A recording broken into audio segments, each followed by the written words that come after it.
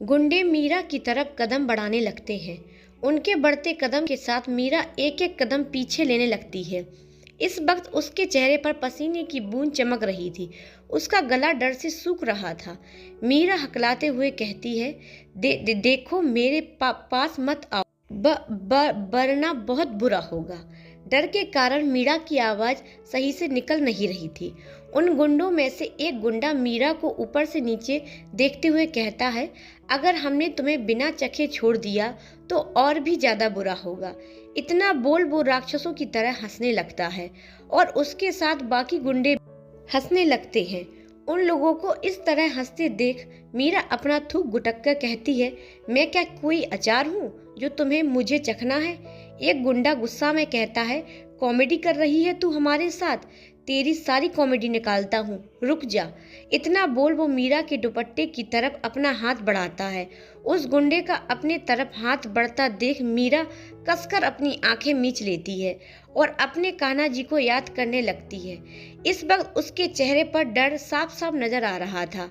वो अभी मन ही मन कान्हा जी को याद कर ही रही थी कि उसे एकाएक गोलियों की आवाज आती है। वो अपनी आंखें खोल देखती है तो सारे गुंडे जमीन पर मृत पड़े थे। यह नजारा देख उसकी जान हलक में आ गई थी। डर से उसका पूरा चेहरा सफेद हो गया था। मीरा अपनी नजरें उठा सामने देखती है तो वहां से एक काले रंग का मास्क पहने लड़का चला आ रहा था। उसके हाथ में एक गन थी जिसमें से इस वक्त धुआं निकल रहा था। यह अक्षित था जो मीरा को बचाने के लिए आया था। अक्षित ने इस वक्त काले रंग का फीस सूट पहना हुआ था जिसमें उसका गठीला बदन काफी आकर्षक लग रहा था। मीरा तो उसकी काली गहरी आंखों में ही खो गई। इस वक्त मीरा को देख ऐसा लग रहा था कि वह अक्षित को देख मग्नमुख हो गई है। वही अक्षित एक तक मीरा को देख रहा था। इस वक्त उसकी आंखें कठोर थीं। मास्क के कारण उसके चेहरे के भाव पता नहीं चल रहे थे। अक्षित अपने आदमियों को उन गुंडों की लाशों को ठिकाने लगाते हुए कहता है और मीरा के पास जाकर उसे कुछ समझने से पहले उसे अपने कंधे पर उठा लेता है। अक्षित के इस तरह कंधे पर उठाने के कारण मीरा का ध्यान टूटता है। वो अक्षित के पीठ पर अपने हाथों से मारते हुए कहती है, अरे छोड़ो मुझे, कहाँ ले जा रहे हो? किडनैपर कहीं के, अरे छोड़ो मुझे, बहरे हो क्या? मीरा की बकबक सुन अक्षित का दिमाग खराब हो जाता है। वह मीरा को उठाकर गोदाम से बाहर लाता है और उसे गाड़ी के बाहर ले जाकर नीचे उतारता है तो मीरा की बकबक फिर शुरू हो जाती है। वह नॉन स्टॉप बोलने लगती है, मीरा, अरे तुम कौन हो? किडनैपर भाई साहब, देखो मेरे पास एक भी रुपए नहीं है, आपको कुछ नहीं मिलेगा, मुझे जाने दो।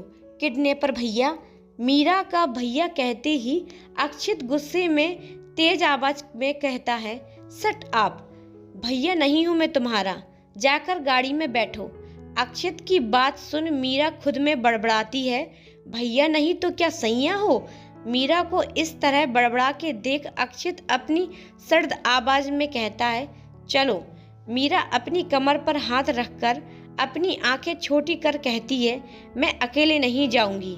अक्षित उसे घूरते हुए सर्द आवाज में कहता है, अब क्या पूरे मोहल्ले को साथ लेकर जाओगी?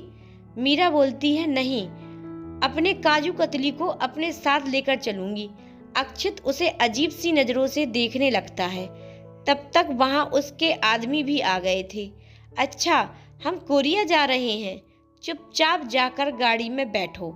मीरा उसे घूरते हुए वैसे ही जवाब देती है, और मैंने भी आपसे कहा है ना कि मैं अपने काजू कतली को लिए बिना कहीं नहीं जाऊंगी। अक्षित कुछ कहता तभी उसका एक आदमी कहता है, जो कि इंडियन था, मैम आप मार्केट में से ले लेना काजू कतरी। उस आदमी की बात सुन मीरा गुस्सा में नाक फुलाते हुए कहती है, चुप, मेरा काजू कतली कोई मार्केट में मिलने वाली चीज नहीं है, वह अनमोल है।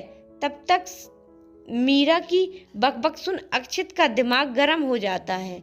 वह गाड़ी का दरवाजा खोलता है और मीरा को अंदर धक्का दे खुद भी जाकर बैठ जाता है। अक्षित की बैठते ही गाड़ी फिर से रफ्तार में दौड़ने लगती है। मीरा बस मुंह खुला अक्षित को घूर घूर कर देख रही थी। इस वक्त उसके दिमाग में यह बात दूर दूर तक नहीं थी कि अक्षित ने उन गुंडों को मौत के घाट उतार दिया था। मीरा खिड़की के बाहर देखते हुए मुंह बनाकर मन ही मन कहती है, कान्हा जी, मैंने आपसे साउथ के हीरो जैसा पार्टनर मांगा था। यह कहाँ इस अकड़ू को लाकर मेरे पास मेरे सर पर बैठा दिया है। यह आपने सही नहीं किया।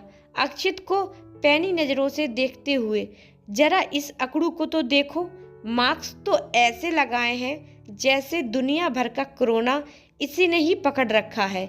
यह सच में मुझे कोरिया ले जाने वाला है या फिर फेंक रहा है? कपड़े अच्छे खासे अमीरों वाले पहने हैं, शायद अमीर है। मीरा अपने ही मन में फिजूल बातें कर रही थी, तभी झटके से गाड़ी रुकती है। वो असमंजस से अक्षित को देखती है। तब अक्षित अपनी सर्द आवाज में कहता है, उतरो।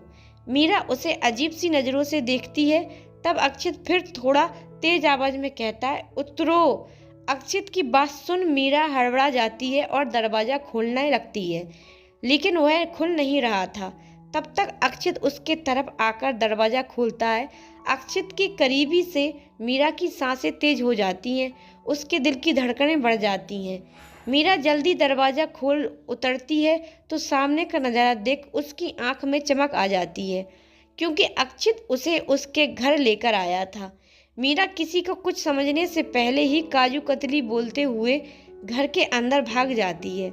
अक्षित भी उसके पीछे अंदर जाता है, लेकिन अंदर का नज़ारा देख उसकी आंखें कठोर हो जाती हैं और जलती हुई निगाहों से मीरा को देखने लगता है। प्लीज़ कमेंट कर बताइए ये स्टोरी कैसी लग रही है। हमने इस स्टोरी को पूरा पढ़ा है, मुझे ये स्टोरी बहुत अच्छी लगी है। यह एक कोरियन ड्रामा की तरह भी है और हिंदी भी है, इसलिए प्लीज़ इसको पूरा देखिए और कमेंट शेयर ज़रूर कीजिए। धन्यवाद।